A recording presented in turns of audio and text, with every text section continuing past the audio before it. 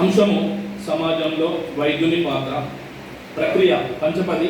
ఈ పంచపది రూపకర్త శ్రీ కాటేగారు పాండురంగ విడల గారు, రిటైర్డ్ ఉపాధ్యాయులు. శీర్షిక వైద్యో నారాయణ హరి. జగములో అన్ని జీవులకు జన్మనిచ్చేది విధాత. జగంలో అన్ని జీవులకు జన్మనిచ్చేది విధాత, జీవులకు రక్షణ కల్పించేది మాత్రం ఈ ప్రాణదాత. అహర్నిశలు ఆయువు కాపాడాలనే కదా ఆతృత, ప్రతి జీవి పునర్జన్మ కోసం పరితపించే ప్రదాత. వారే నేడు మన మధ్యన ఉన్న హరియే వైద్యుడు లక్ష్మీ నరసింహ.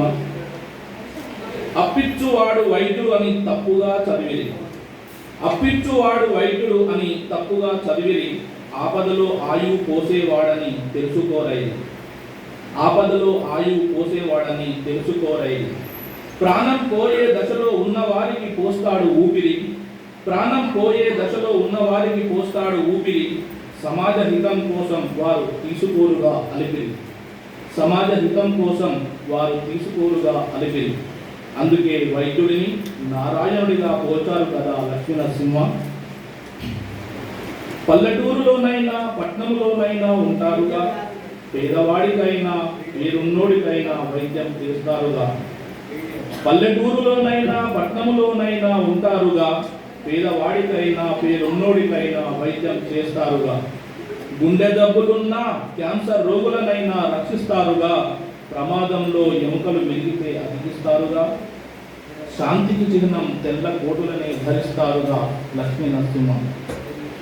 మాయదారి కరోనా నుండి కాపాడినారే వైద్యులు.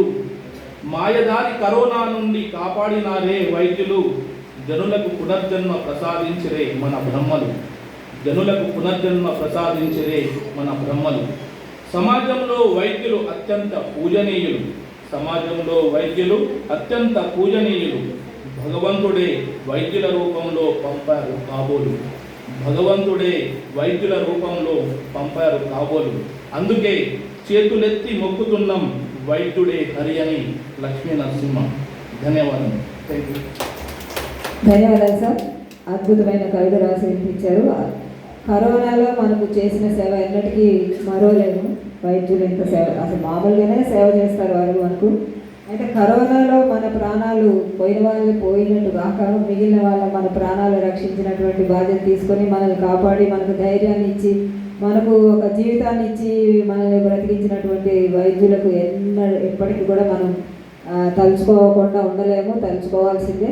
అయితే ఇటువంటి మంచి వారి కవితలో అన్నీ మీరు గమనించారో లేదో, అన్ని అలంకారయుతమైనటువంటి అంత్యప్రాసాను అలంకారంతో, తర్వాత పాండురంగ విఠల్ గారు రాసినటువంటి పంచపదులు, ఆ పంచపద ప్రక్రియను చూపిస్తూ అందులో తన పేరు కూడా ఇమిడ్చి చక్కటి కవితను భావాత్మకమైనటువంటి సందేశాత్మకమైనటువంటి ప్రోత్సాహకమైనటువంటి దిశలో సాగినటువంటి వారి కవితకు చాలా అద్భుతంగా ఉంది. వారి కంఠం కూడా చాలా కంచుగంటంగా ఉంది. మొట్టమొదటిసారి మన సమూహం నుండి మొట్టమొదటిసారి ఇక్కడికి ఇచ్చేసి వారి కవితా గానాన్ని వినిపించినందుకు అభినందన తెలియజేసుకుంటూ, ఇటువంటి కవితా గానాలు ఎప్పుడు మనకు వస్తూ రాస్తూ చదువుతూ ఉండాలని ఆశిస్తూ ఇప్పుడు ధన్యవాదాలు అభినందనలు తెలియజేసుకుంటున్నాను. వారికి పోచం లక్ష్మీ నరసయ్య గారికి, వారికి చిన్న తప్పు వచ్చినా కూడా ఒప్పుకోరు, పోచం లక్ష్మీ నరసయ్య తర్వాత